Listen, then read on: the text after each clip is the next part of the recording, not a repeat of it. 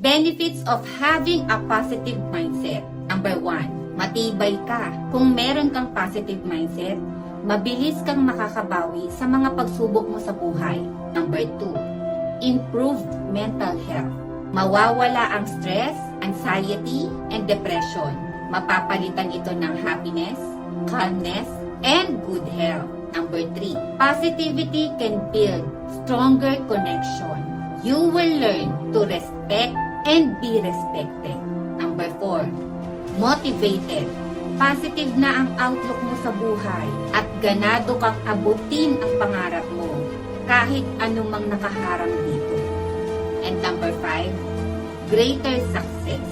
Puno ka ng pag-asa at naiisip mo na ang lahat ng solutions and opportunities. Ang laki na ng chance mo na ma-achieve ang success sa lahat ng aspeto mo sa